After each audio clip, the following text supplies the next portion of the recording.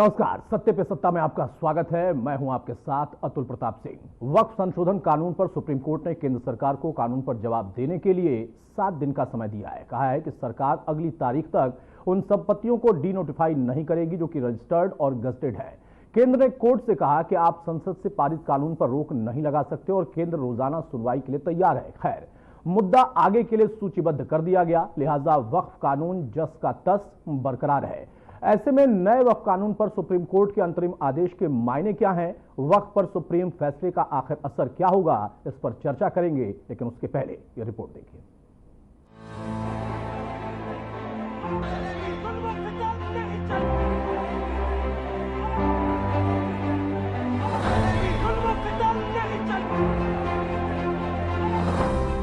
Supreme court में वक्फ अधिनियम में किए गए संशोधन को लेकर ऐतिहासिक बहस हुई।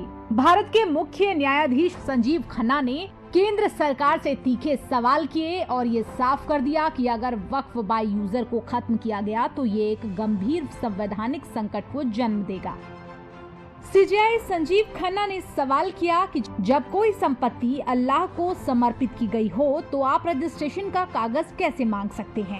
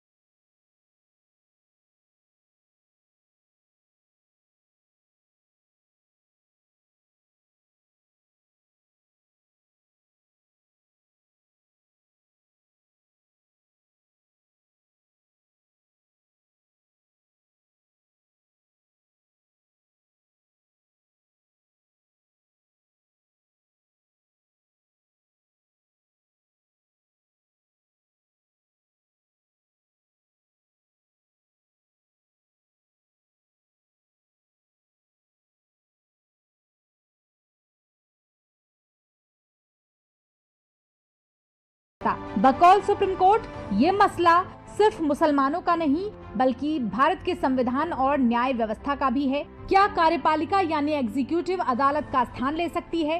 क्या सरकार कानून बनाकर इतिहास को मिटा सकती है? ऐसे में सुप्रीम कोर्ट ने दूसरे दिन की सुनवाई में बहुत कुछ साफ कर दिया और अपना अंतरिम आदेश भी सुनाया। वक्फ कानून को लेकर सुप्रीम कोर्ट ने क्या कहा, वो जानिए। सरकार को जवाब देने के लिए 7 दिन का वक्त दिया गया है। सरकार के जवाब तक यथास्थिति में कोई बदलाव नहीं होगा। वक्फ बोर्ड अथवा परिषद में कोई नियुक्ति नहीं होगी। वक्फ संपत्तियों की स्थिति नहीं बदलेगी। अगली सुनवाई तक यथास्थिति बनी रहेगी। वक्फ बाय यूजर में कोई बदलाव नहीं किया जा सकेगा। केवल 5 मुख्य आपत्तियों पर ही सुनवाई सुप्रीम कोर्ट करेगा। स्टे नहीं किया है। जो भारत सरकार के सॉलिसिटर जनरल है, उन्होंने अपना स्टेटमेंट दिया है कि अगली तारीख तक न तो काउंसिल में न वक्फ बोर्ड में कोई अपॉइंटमेंट जो संशोधित कानून है उसके अनुसार किया जाएगा। दूसरा बात, जो माननीय अदालत ने कहा कि जो वक्फ बाय यूजर है, जो रजिस्टर्ड हैं और गैजेटेड हैं, उसको गवर्नमेंट डी नोटिफाई नहीं करेगी टिल द नेक्स्ट डेट। तो बड़ी इंपॉर्टेंट बात है कि जो रजिस्टर्ड एंड गैजेटेड हैं वही सिर्फ डी नोटिफाई नहीं होंगे, उसके अलावा संशोधन के हिसाब से सरकार कार्रवाई करने को स्वतंत्र है। तो कुल मिलाकर विरोध की अर्जियों पर बात सरकार को 7 दिन का वक्त दिया गया है सुप्रीम कोर्ट की तरफ से। देश की सर्वोच्च अदालत वक्फ संशोधन अधिनियम की वैधता की जांच करेगी और इसीलिए सुप्रीम कोर्ट ने वक्फ कानून मामले में अंतरिम आदेश पारित कर केंद्र से 7 दिन में जवाब मांगा है। Bureau report, RN TV।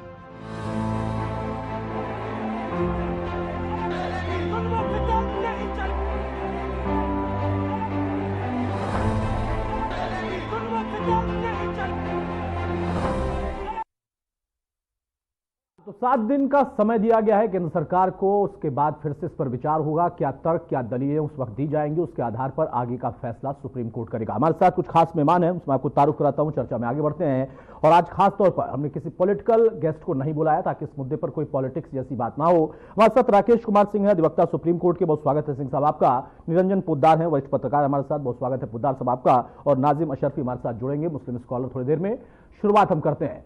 सबसे पहले राकेश जी, जो आज सुप्रीम कोर्ट में रहा 2 दिन सुनवाई और आज लगभग 20-25 मिनट में ही एक अंतरिम आदेश आया और 7 दिन का समय केंद्र सरकार को दिया गया। जो 2-3 मेजर पॉइंट थे, उन मेजर पॉइंट पे आखिर क्या दलील रखी गई है और क्या सुप्रीम कोर्ट की तरफ से पूछा गया है कि आखिर ये आप कैसे कर पाएंगे? 14वीं 15वीं शताब्दी में जो प्रॉपर्टीज थी उनका रजिस्ट्रेशन आखिर कैसे होगा? ये जो मेजर पॉइंट थे, क्या इस पर कोई आपत्ति है सुप्रीम कोर्ट को या अभी डिस्कस के मोड में है?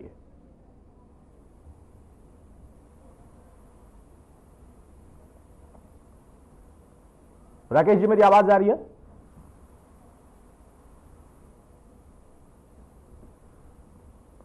चले, शायद मेरी आवाज राकेश जी तक नहीं जा पा रही है। पोद्दार साहब, आप सुन पा रहे हैं?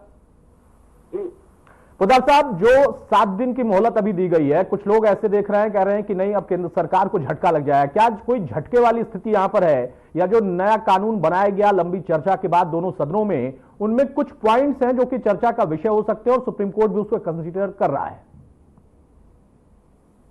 देखिए अतुल जी, जिस तरीके से हमने अभी तक जो संवैधानिक व्यवस्थाओं को समझा है, उस हिसाब से मेरा ये मानना है कि सुप्रीम कोर्ट इस कानून को, यानी कि जो वक्त संशोधन अधिनियम लागू हुआ है, इसको कहीं ना कहीं जो संवैधानिक दृष्टिकोण से इसको अपनी कसौटी पे कसने का प्रयास कर रहा है। और उसी के लिए जिस तरीके से आपने अभी जैसे अपनी रिपोर्ट के अंदर भी बताया और जो हमारे को जिस चीज की जानकारी मिली है कि सुप्रीम कोर्ट 3-4 बिंदुओं के ऊपर इसके अंदर कहीं ना कहीं अपने आप को सेटिस्फाई करने का, या यूं कहें कि इसके ऊपर जिज्ञासु है, तो निश्चित रूप से आपको मैं बताऊं, इसके अंदर जैसे आपको पता ही है कि आज भी सुप्रीम कोर्ट ने इसके ऊपर कोई किसी प्रकार की कोई प्रतिक्रिया नहीं दी, ना तो इसके पक्ष में बोला है, ना इसके विपक्ष में बोला है, यानी कि ना इसके ऊपर स्टे लगाया है, ना इसको गो थ्रू किया है। कहीं ना कहीं सुप्रीम कोर्ट अब अपनी अगली तारीख, जिस तरीके से केंद्र सरकार से उसने जवाब मांगा है, केंद्र सरकार से जिस तरीके से उसने अपने कुछ सवाल दागे हैं, तो कहीं ना कहीं वो उनको सुनेगा। अब केंद्र सरकार का जो सॉलिसिटर जनरल है या केंद्र सरकार के जो नुमाइंदे हैं, वो कहीं ना कहीं सुप्रीम कोर्ट को अपना पक्ष उसके अंदर बताएंगे। लेकिन जितना मेरी समझ है, देखिए अतुल जी, जब तक संविधान की मूल भावना के अंदर कोई परिवर्तन ना हो, यानी कि संविधान के प्रियम्बल में कोई परिवर्तन ना हो, तब तक मेरा ये मानना है कि जो हमारी संवैधानिक व्यवस्थाएं हैं उनके अंदर, जैसे आपको पता ही होगा कि कार्यपालिका, न्यायपालिका, विधायिका, ये अलग अलग स्तंभ है। और विधायिका का काम क्या है? संसद से बहुमत के साथ किसी भी कानून को पास करवाना और उसके बाद में राष्ट्रपति का अनुमोदन होने के, यानी कि राष्ट्रपति का साइन होने के बाद में वो एक चीज कानून बन जाता है। और सुप्रीम कोर्ट का जो काम है, यानी कि न्यायपालिका का जो काम है, वो कहीं ना कहीं अपना एक, जिसको कहते हैं संविधान की समीक्षा या संविधान संगत क्या चीज है, वो चीज बताना। तो अब ये चीज देखने वाली है कि जिस तरीके से कई बार मौकों, आज से पहले भी हमने कई मौकों के ऊपर ऐसा देखा है कि जब कहीं ना कहीं विधायिका और न्यायपालिका के बीच के अंदर हमें कहीं ना कहीं कुछ अंतर विरोध या गतिरोध नजर आता है। तो अब इस मामले के अंदर न्यायपालिका अपनी समय सीमा कितनी, अपनी जो उसकी जो लकीर है वो कितनी खींच पाती है, कितना वो इसके अंदर अपना आदेश जारी कर पाती है, और उसकी संवैधानिक मानकों के ऊपर वो कितना कसौटी पे खड़ा उतरता है। ये सारी की सारी चीजें अभी आने वाले समय में देखने वाली है। लेकिन निश्चित रूप से आज की तारीख में अगर हम ये जो वक्फ संशोधन अधिनियम है, इसके बारे में कहें तो ये आज की तारीख में वास्तव में एक पहेली नजर आ रहा है। संवैधानिक रूप से मैं बता रहा हूँ कि जिस तरीके से सुप्रीम कोर्ट चाहे वक्फ बाई यूजर के ऊपर बात कर रहा है, चाहे मुतल्लबी के ऊपर बात कर रहा है, सॉरी मुतल्लबी बोल रहा हूँ, जो उसके अंदर, जो उसकी व्यवस्था के अंदर जो मुस्लिम धर्म को छोड़ करके जो अन्य धर्म से जो वहां उसके अंदर जो नुमाइंदे होंगे उनके ऊपर सुप्रीम कोर्ट जिस तरीके से बात कर रहा है, ये सारी के सारे जो प्रश्न सुप्रीम कोर्ट ने उठाए हैं, इसके बाद में केंद्र सरकार इसका क्या जवाब देती है और उसके बाद में सुप्रीम कोर्ट का फाइनली वर्डिक्ट क्या आता है या निर्णय क्या आता है, इसके लिए हमें इंतजार करना पड़ेगा। लेकिन जो मेजर 2-3 पॉइंट थे, सुप्रीम कोर्ट ने बड़ा स्पष्ट कहा कि हम 120 या 100 फाइलें नहीं पढ़ेंगे, हम 5-6 जो याचिकाएं हैं, 5 याचिकाएं हैं मेजर, उनके ही पॉइंट्स को लेकर डिस्कस आगे करेंगे। अब कोर्ट के लिए जवाब क्या होगा केंद्र सरकार का, सॉलिसिटर जनरल जब अगली पेशी पर आएंगे, अगली हियरिंग होगी, वो जवाब क्या देंगे, फिर ये देखने वाली बात होगी। राकेश कुमार जी हमारे साथ जुड़े हुए हैं। राकेश जी, जरा कानूनी पहलू को हम आपसे अगर समझें, जिन 2-3 चीजों पर सवाल उठाया था कल सुप्रीम कोर्ट ने और आज भी उसी को पॉइंट आउट किया, उसी पर चर्चा हुई भी और फिर समय दिया गया है, ये 2-3 चीजें जो पॉइंट की गई हैं सुप्रीम कोर्ट की तरफ से, क्या वाकई ये अव्यवहारिक हैं कानून में? क्योंकि जो बहुत पहले की जमीनें हैं जहां पर कुछ स्ट्रक्चर बना हुआ है, अगर उसके कागज मांगे जाएंगे तो कहां से आएंगे, सवाल भी उठाया गया। कलेक्टर के पास जो पावर है उस पर भी कोर्ट ने कहा कि न्यायपालिका के पास क्यों नहीं होना चाहिए। सॉलिसिटर जनरल ने अपनी तरफ से जवाब तो दिया, लेकिन क्या कहीं कानून फंसता हुआ दिख रहा है? देखिए, जनरली आप देखेंगे तो जो लेजिस्लेशन है इसके ऊपर कोई ऐसा होता नहीं है कि जल्दी कोर्ट जो संज्ञान लेती नहीं है। कभी जो भी मान लीजिए पार्लियामेंट ने कोई कानून बना दिया तो ये बहुत ही रेयर होता है कि कोर्ट उससे इंटरफेयर करे। लेकिन अगर कोर्ट ने इंटरफेयर किया है, यहाँ तक कि मान लीजिए कि 1 सप्ताह के लिए तो स्टे है ही, स्टेटस क्यों है, तो ये एक बहुत बड़ी बात है और ये कहीं ना कहीं एक इशारा कर रहा है कि कुछ चीजें जो है आपने ठीक नहीं करी है, जो हमारा मानना है। और इसमें उन्होंने बोला है 7 दिन का टाइम दिया है और सॉलिसिटर जनरल ने भी कहा है कि हम जवाब देंगे। कोर्ट की क्वेरी को उन्होंने एक्सेप्ट किया है, ठीक है, आपके तरफ से ये सवाल उठाए गए हैं और हम इसका उचित जवाब देंगे। तो वो 7 दिन के अंदर जवाब देंगे और 5 दिन याचिकाकर्ताओं को भी दिया गया कि आप रिजॉइंडर फाइल कर दें उसमें, अगर आप जवाब से संतुष्ट नहीं है या कहीं कुछ लग रहा है इसके बाद। तो ये अभी जो है बहुत जल्दीबाजी हो जाएगा कि अगर हम अभी कोई कमेंट करें कि ये क्या है।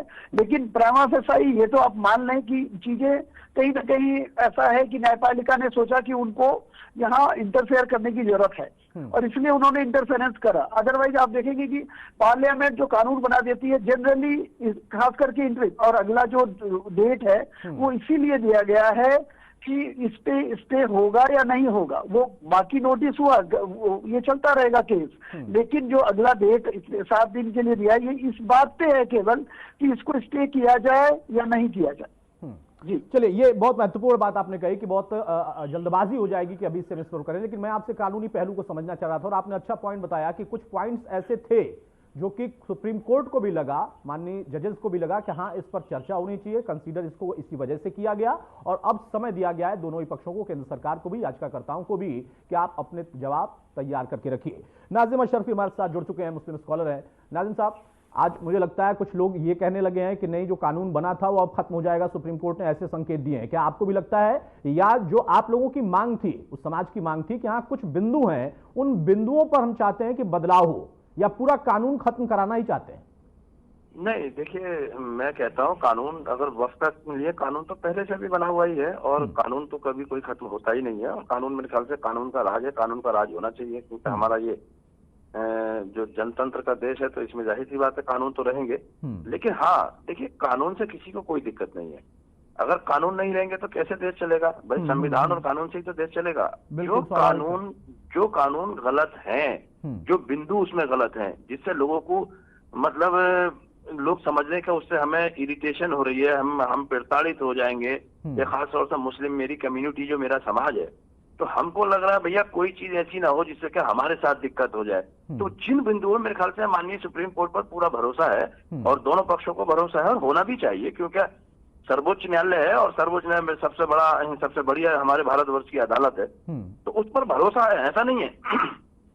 मैं समझता हूँ सुप्रीम कोर्ट बहुत संज्ञान लेगा उस चीज का और बड़े अच्छे से उस चीज को सुनेगा भी, और जो सुप्रीम कोर्ट फैसला लेगा वो सबको माननीय भी होगा, माननीय भी होना चाहिए, सराहनीय भी होना चाहिए।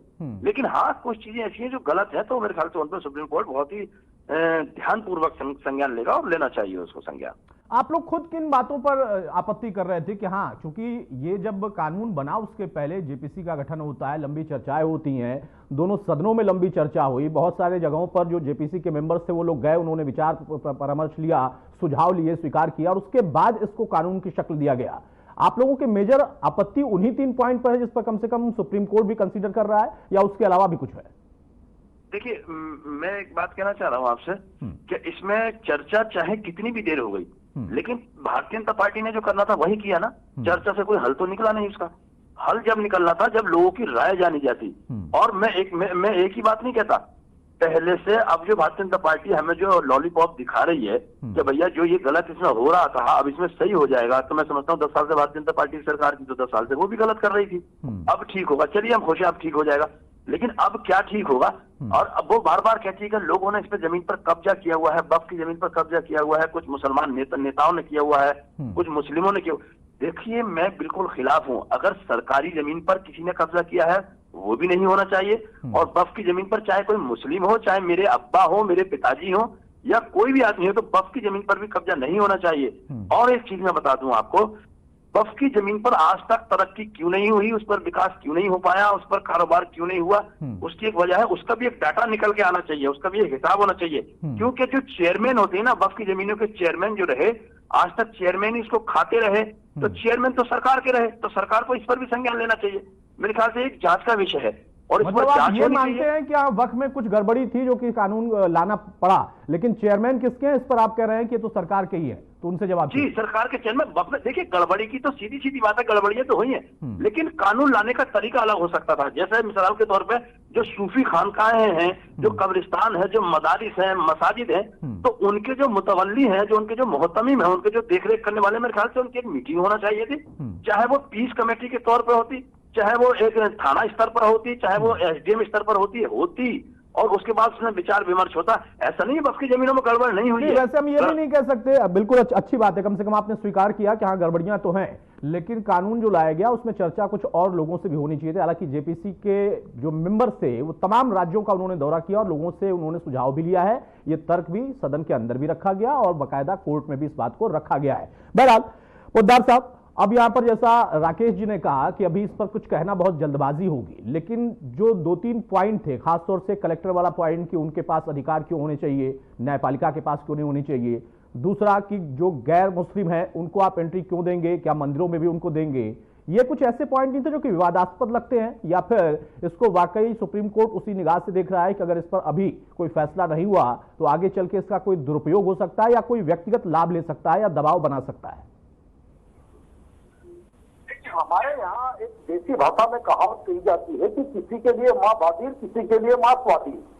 यानी कि माँ की जो दाल होती है वो किसी के लिए, किसी के शरीर में वायु करती है और किसी को स्वाद लगती है। आज कहीं ना कहीं ये जो संशोधन अधिनियम है, संशोधन कानून है, इसकी भी आज कहीं ना कहीं स्थिति ऐसी है। और इसका देखिए, सुप्रीम कोर्ट के मुतालिक अगर मैं बात करूं तो जितना मैंने संविधान को समझा है या जितना मैंने संविधान को पढ़ा है, अतुल प्रसाद जी आप ये मान के चलिए कि हमारे जो हमारे विधि निर्माता थे, हमारे जो संविधान निर्माता थे, उन्होंने हर एक संस्था को, मतलब भारत के अंदर उन्होंने जिसको कहते हैं एब्सोल्यूट पावर किसी संस्था को नहीं दी, उन्होंने हर एक चेक एंड बैलेंस का उन्होंने व्यवस्था करने का प्रयास किया है कि विधायिका की अपनी ये सीमाएं हैं और ये उनके अधिकार और उनके पावर है।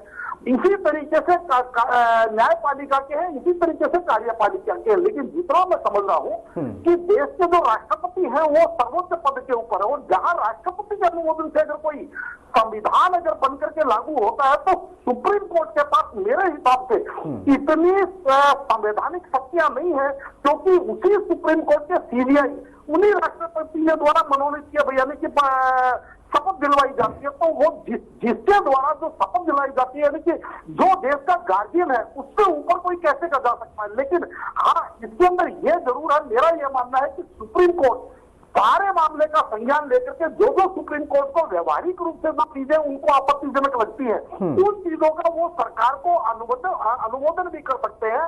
सरकार को इस चीज के लिए दोबारा से इसके ऊपर पुनर्विचार करने के लिए दिशा निर्देश भी दे सकते हैं, लेकिन कानून को निरस्त कर सकते हैं। मैं इस चीज को स्वीकार नहीं कर सकता, क्योंकि मेरा यह मानना है कि जब दोनों सदनों से जब बहुमत से पास हुआ कानून और उसके बाद में राष्ट्रपति के साइन से लागू हुआ कानून, सुप्रीम कोर्ट के मेरे हिसाब से अधिकार क्षेत्र से बाहर चला जाता है। हाँ, इसके अंदर कुछ व्यवहारिक पॉइंट है जिसके अंदर, जैसे आपने कहा, एक पॉइंट ये है कि जैसे सुप्रीम कोर्ट कह रहा है कि भाई जो वक्फ बाई यूजर यानी कि जो 5000 साल पहले, 2000 साल या 500 साल पहले, 800 साल पहले जो व्यवस्थाएं हैं, जो इदारे हैं, जो जगह है, वो उनके कागज कहां से लाएंगे। लेकिन आपको ये चीज भी देखनी पड़ेगी कि वक्फ बाई यूजर को अगर आप पुनर्स्थापित कर देते हैं, यानी कि इस धारा को वापस हटा देते हैं, तो इसका मतलब क्या हुआ कि अगर कोई मान लीजिए किसी भी परिस्थितियों के अंदर किसी पार्क के अंदर कोई आदमी उसको यूज करने लग गया 2 महीने, यानी मान के चलिए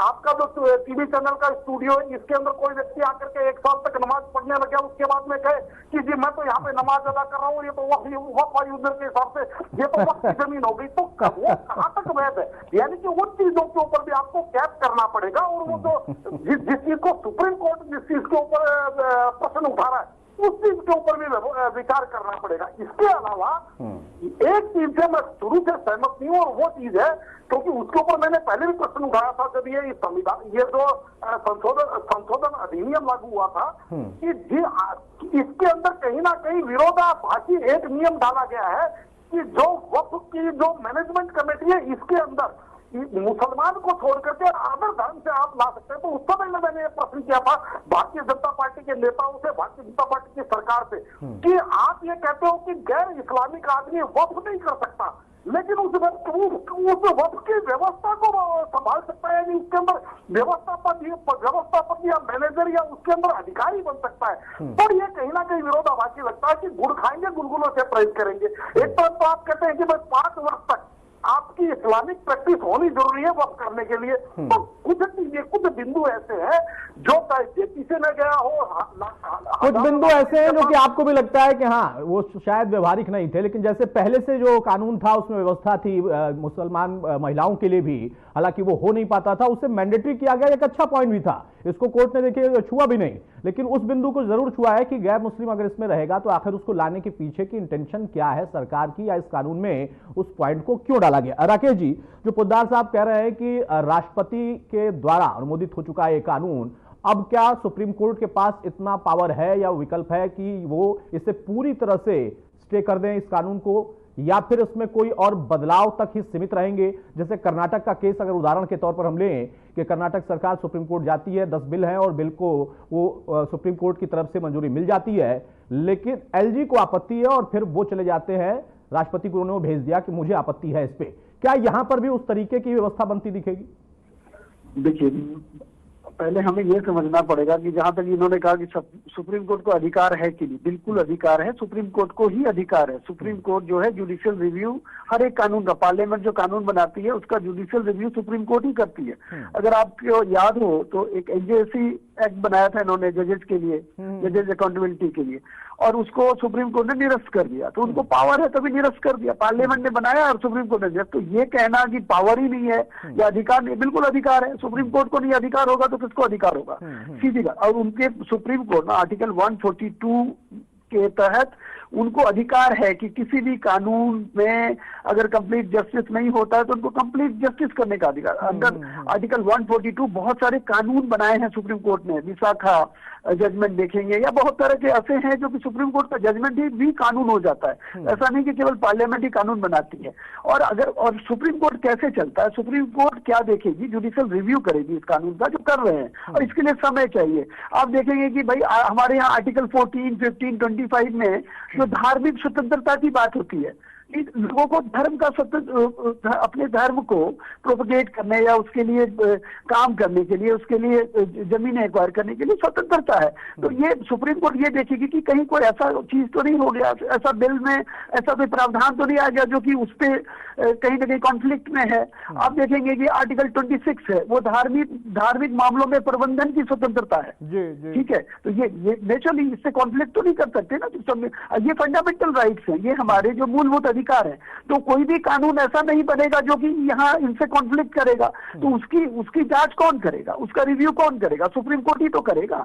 आपके पास आर्टिकल 300A है जो कि संपत्ति का अधिकार का उल्लेख करता है। तो ये आप सुप्रीम कोर्ट इसकी जांच करेगी, यही देखेगी कि कहीं ऐसा तो नहीं है कि कोई ऐसे इसमें बिंदु रह गया है जो कि इन जो संविधान की जो धाराएं हैं उनपे कहीं ना कहीं उनसे टच हो रहा है, उनसे टकराव हो रहा है। तो ये इसका तो सुप्रीम कोर्ट को अधिकार है और यहाँ कोर्ट के पास ही है, सुप्रीम कोर्ट के पास ही है। ठीक है नाजिम साहब, बहुत संक्षेप में फाइनल कमेंट ही आपका चाहूंगा। 7 दिन के समय में आपको लगता है कि हाँ, केंद्र सरकार को जो जवाब होगा उससे याचिकाकर्ताओं को झटका लगेगा या फिर कुछ बैलेंस रास्ता निकल पाएगा, जैसा आप भी उम्मीद कर रहे हैं कि होना चाहिए? देखिए, मैं कहता हूँ जैसे अभी वो बता रहे थे कि हमारे राष्ट्रपति जी को सब कुछ, तो 5वीं क्लास का बच्चा भी जानता है कि राष्ट्रपति जी जो सर्वोपरि हैं, है ना। जानते हैं अगर कहीं कोई सुप्रीम कोर्ट में कोई याचिका है और उसको अगर वो उसको मंजूर हो गई है तो राष्ट्रपति खारिज कर सकते हैं, मंजूर कर सकते हैं, ये 5वीं क्लास का बच्चा भी जानता है। लेकिन अभी हमारे दूसरे पता नहीं कौन, मैं देख नहीं पा रहा हूँ भाई, इन्हें बहुत अच्छी बात बोली, सुप्रीम कोर्ट को पावर भी है और राइट्स भी है। सुप्रीम कोर्ट को पावर भी है और राइट्स भी है। देखिए मैं बता रहा हूँ, जैसे कि अभी एक बात थी, गैर मुस्लिम का वक्फ बोर्ड में इंटरप्ट करना, उसको इन्वॉल्व करना, ये बिल्कुल सिरे से खारिज वाली बात है। ये तो वही वाली बात हो गई ना, आपकी कार में नॉमिनी मैं हो गया, तो बहुत गलत बात है। और दूसरी चीज ये है कि हाँ, अगर कोई कब्जा किसी चीज का है तो उसको कराइए। और सुप्रीम कोर्ट पर जो भारत के मुसलमान को हमेशा ही फैसला माना है, चाहे वो बाबरी मस्जिद का रहा हो या चाहे वो किसी भी चीज का फैसला रहा हो, मुसलमान स्वागत करता रहा है। सुप्रीम कोर्ट का जो फैसला हुआ वो सर्वोपरि माननीय है, सराखों पर उसको मानेगा, लेकिन पूरा विश्वास है, पूरा यकीन के साथ मुसलमान कहता है कि सुप्रीम कोर्ट पर भरोसा है। शायद इस वक्फ बोर्ड के मामले पर सुप्रीम कोर्ट बहुत ही गौर और फिक्र करेगा और मेरे ख्याल से मुसलमानों को इसका फैसला करेगा। उम्मीद आपको जगी है, याचिकाकर्ताओं को जगी है या फिर उस समुदाय को जगी है कि जो आपत्तिजनक पॉइंट थे, अब जिस पर टकराव की स्थिति दिखाई दे रही थी, वहां पर जब ये मामला चूंकि सुप्रीम कोर्ट में पहुंच चुका है, सुप्रीम कोर्ट ने इसे कंसीडर भी किया, कुछ पॉइंट रेज भी किए, तो उससे जब फाइनल कोई कमेंट निकल कर आएगा जो कि आदेश होगा, वो वहां पर राहत मिल सकती है। बहुत शुक्रिया राकेश जी आपका, पोद्दार साहब आपका और नाजिम साहब आपका भी। तो मौजूदा दौर में सुप्रीम कोर्ट ने फिलहाल इस कानून पर बातचीत करने के बाद सॉलिसिटर जनरल के जो दलीलें थी उनको सुनने के बाद 7 दिन का समय दिया। दोनों पक्षों से उनका जवाब मांगा है। अब 7 दिन बाद तय होगा कि नया कानून यथास्थिति बना रहेगा आगे भी या इसमें कुछ बदलाव करने का आदेश सुप्रीम कोर्ट की तरफ से आएगा। नमस्कार।